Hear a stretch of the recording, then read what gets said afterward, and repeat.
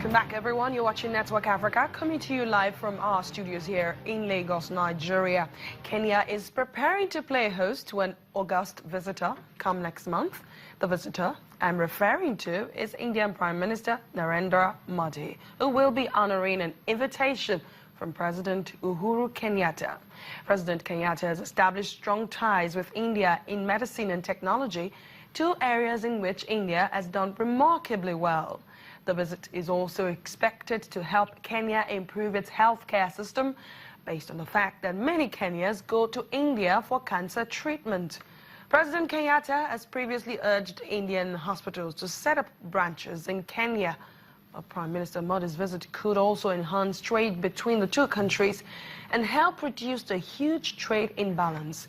India can benefit from various Kenyan farm produce imports if local production capacity is boosted. Well, let's get the latest on this visit and how Kenyans are preparing to receive the Indian Prime Minister. Joining me on the program now from Nairobi, Kenya, is lead consultant of Sovereign Insight, Mr. Vincent Kimosop. Thank you for joining us on the program.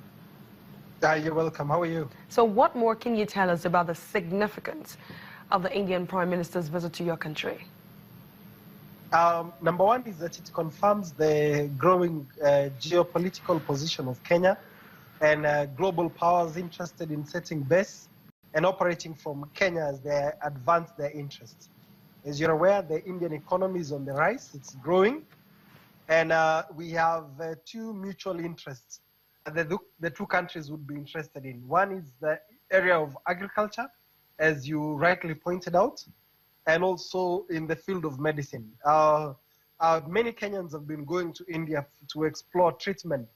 And this is an area that you would want to see India, or India would want to see entrenched and reinforce its position. The other thing that also comes out very clearly is that most of the successful businesses that we have in Kenya have a lot of trace and origins in India. Most of them being Kenyans of Indian descent. So you can see the interests, you can see the business, the political, and the economic connection of why this visit is important. As you're aware, our president visited India in October last year, and part of the issue was really economic diplomacy, which is the epicenter of Kenya's foreign policy. So, as you have rightly mentioned, when we think of India, well, when most people think of India in Africa, it's more of economic diplomacy.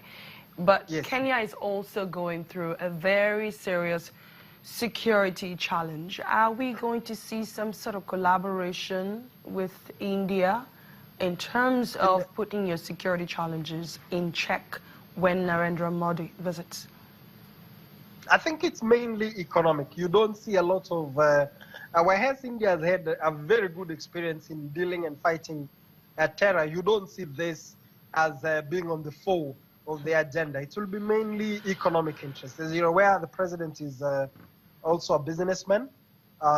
It's mainly advancing economic interests. We've had issues, challenges with insecurity, but this is not part of or top of the agenda. Yes, there might be collaboration in accessing cheap vehicles that are made in India. The government has moved towards what we call leasing to beef up the infrastructure of security, but it is not one of the core issues in this visit. Right. So how has the number of days Mr. Modi is staying in Kenya been revealed? Do we know how many days he's spending? Not yet at this point. Not yet at this point, but the one that's been confirmed is that the visit is going to happen and take place, and I'm sure they would want to share those details further closer to the day because of also security. The two parties are still meeting, discussing, and engaging. So those are details that are yet to be made public. You rightly mentioned security. What's the preparation like right now in terms of security? But of course, as you know, it is not like the visit by Barack Obama, where advanced team are sent. You don't see major changes, but of course, one thing that is very evident is that because of the challenges we've had in the fight against terror, that would only happen closer to the day.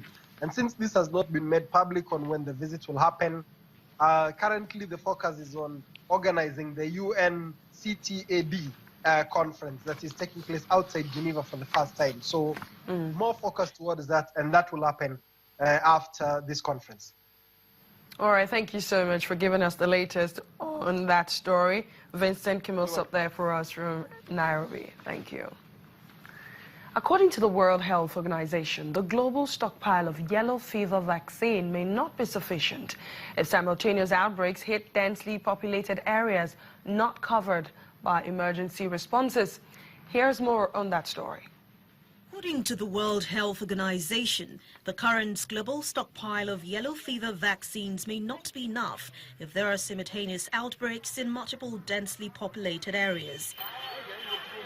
WHO advisors recommend using a fifth of the standard dose of yellow fever vaccine in the event of a global shortage to combat the worst outbreak of the deadly disease in decades.